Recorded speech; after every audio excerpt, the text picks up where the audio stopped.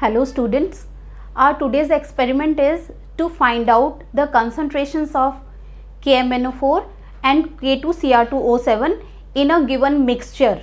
So these two are given in a mixture form and we have to find out their individual concentrations in that mixture and using colorimeter. Alright, so the apparatus we need is the same as we used in our previous experiment: burette, cuvettes, beaker, funnel, test tubes, etc. Chemicals required are KMnO4 standard solution whose concentration is already known, dichromate solution, this is again a standard solution whose concentration is already known to us, and the mixture in which we want to find out the concentrations of these two individually. This is our unknown solution, and H2SO4 0.5 molar, this can be used as solvent for the dilution. The most important thing here is, because we have already seen in our previous experiment also, dichromate ions do not follow Lambert's-Beer law in water due to hydrolysis. So we always make its solution in H2SO4. So here the mixture provided is made up in H2SO4 only. The solvent used to make this mixture is, solvent here is this H2SO4 0.5 molar. Alright, hence we have to use same solvent for this standard solution also, KMnO4, because KMnO4 can follow Lambert's-Beer law both in aqueous and acidic mediums. So here the solvent for these two standard solution is also H2SO4.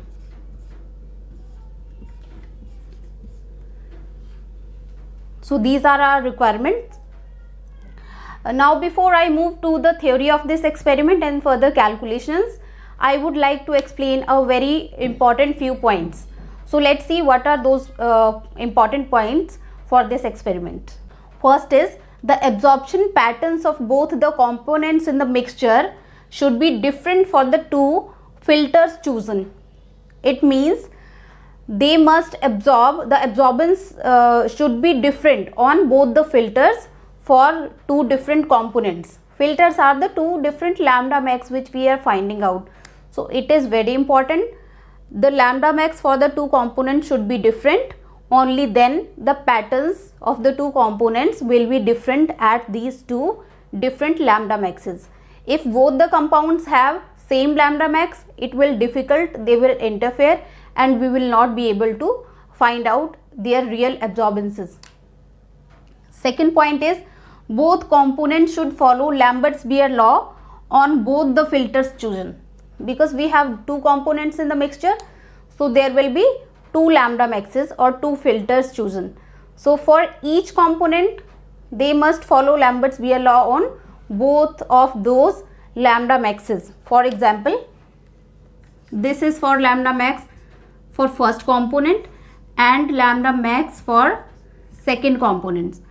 So component 1 must follow Lambert's-Beer law at this lambda also and at this lambda also. Similarly, component 2 also must follow Lambert's-Beer law at this lambda also and this lambda also. This is the base of this experiment. Now the third is, absorbances of the two components should be additive. This is possible only when the two components present in a solution are non-reactive. They retain their identity even after becoming a mixture. So if they are reacting and forming something, some other compound, then it will not be possible, because the product may also have some different absorbance. So those should be non-reactive, then only the absorbances will be additive. Now let's see the calculations, how to do it. From Lambert's-Beer law,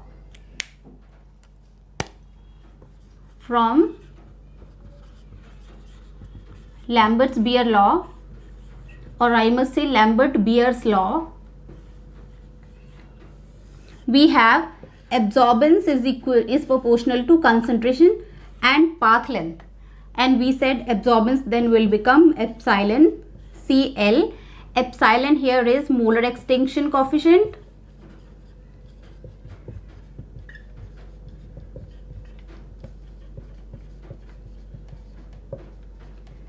C is the concentration of the solution, L is path length, which is the width of the cuvette. In our case it is 1 centimeter here. Okay, so absorbance is given by this formula. So we have two components in our mixture. What are those? First is KMnO4 and second is K2Cr2O7. These are non-reactive and their absorbances are additive.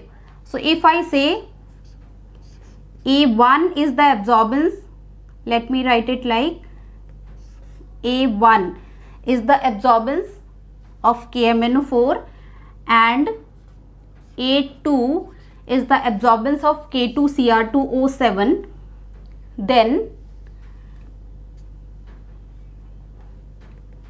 absorbance for this will be A1 is equal to epsilon 1 C1 and L for first component, let's say, and this A2 will be A2 is equal to, this is not A square, this is A2. I have simply given a symbol, epsilon 2 C2 and L. L is same in both the cases. When they are non-reactive and absorbances are additive, we can write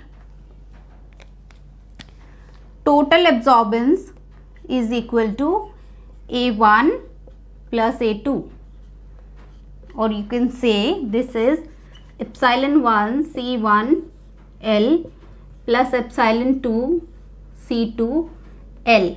So this becomes the formula for the total absorbance of the mixture. So A here will be the total absorbance of the mixture. So from this equation, mark it equation number 1. From equation number 1 we have to generate, here see, L is the known value we already know, and two unknown variables, unknown parameters are C1 and C2. So we have two unknown parameters, so we need at least two equations to solve these two unknown parameters. So we will generate two equations and we'll calculate the values of these epsilons also. So let's see how to do it. So this was the equation number 1 for the absorbance of total solution. This is absorbance of mixture of the two. So is given by this equation. Now we have to form two different equations from this equation number 1 to solve two unknown variables C1 and C2. Alright, so what we have to do, we have to find out the values of epsilons, molar extinction coefficients for the mixture, not for the mixture, for the two individual solutions at 2 lambda maxes. So this kind of table you will make, serial number, at least take at least 3 readings so that you can take average for this molar extinction coefficient. So first, before that, the first step is find out the lambda max or choose the filter for KMnO4 and K2Cr2O7 using the provided standard solutions individually. So once you have 2 lambda maxes, say lambda 1 is lambda max for KMnO4 and lambda 2 max is the lambda max for K2Cr2O7. Alright, so for initially for first solution KMnO4, from the standard solution the initial concentration is 10⁻³ molar. dilute it further using the solvent, which is here solvent we are using is 0.5 molar H2SO4. So you have to do dilution with this acid only, and you already know the procedure of dilution. For the dilution, you take 2 borates, fill one with the solvent and one with the KMnO4 solution, and add the solutions accordingly. We have already done this, and you can if you want to see the procedure again and details again about it, you can go into the description box where I have provided the link for that lecture also. So you will prepare different concentrations after dilution, and you will find out the absorbance at lambda max 1, the wavelength, the filter which is for KMnO4. Find out the absorbances of all 3 solutions, and using this equation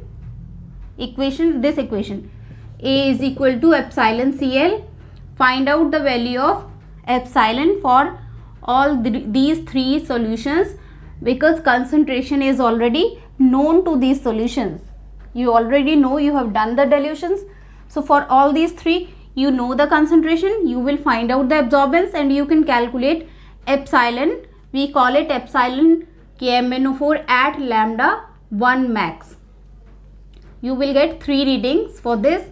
So you can take average of these, hence average, this will be for KMnO4 at lambda 1 max, right? In a similar manner, you will find out the absorbance of all these 3 solutions again at second lambda max, which is the lambda max for K2Cr2O7.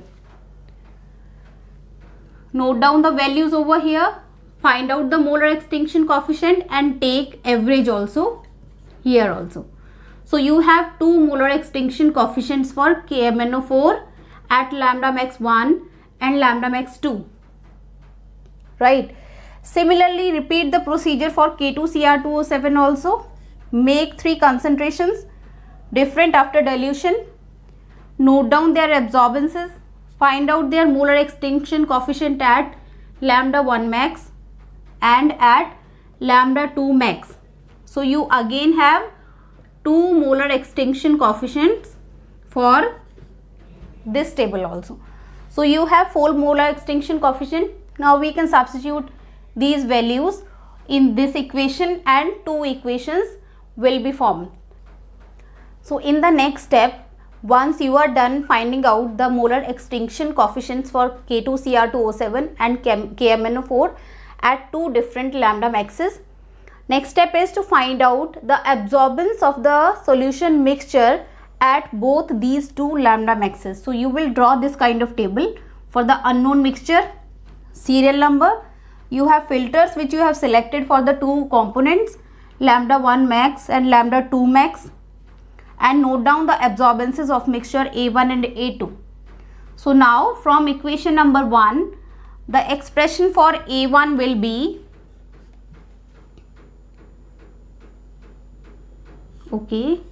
A1 will be epsilon. A1 is for lambda max 1. So this will be epsilon for KMnO4 at lambda max 1,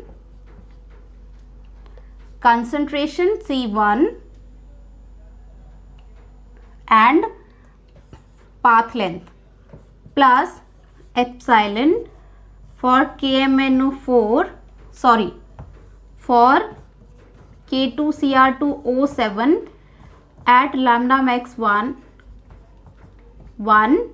concentration 2, and the path length. I am again repeating, these are not squares, these are simply the notations for solution 2, for the component 2. So here also this is component 2.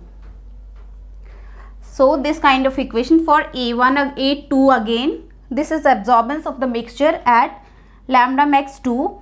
So for this, from equation number 1, we will have A2 is equal to epsilon for KMnO4 at lambda max 2 C1 L plus epsilon K2 Cr2O7 at lambda max 2 concentration 2 L. So finally we have two unknown quantities and we have two equations also. So let us mark this equation number 3 and equation number 4. Now see, we have the values of A1 and A2 from this table, and we have the values of these epsilon and these two epsilon also from the previous tables. So these are known quantities now, we have already calculated.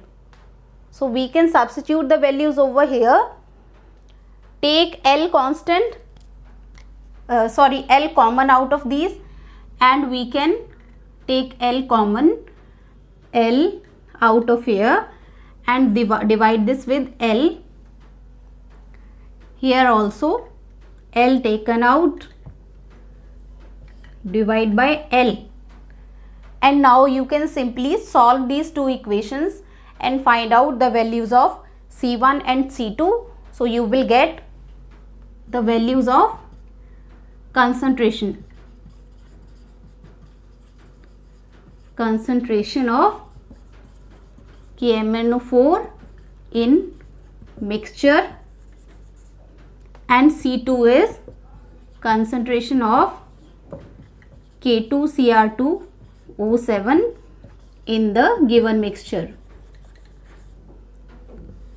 So this will be your result, and you can report the values of concentration of the two mixtures in your result.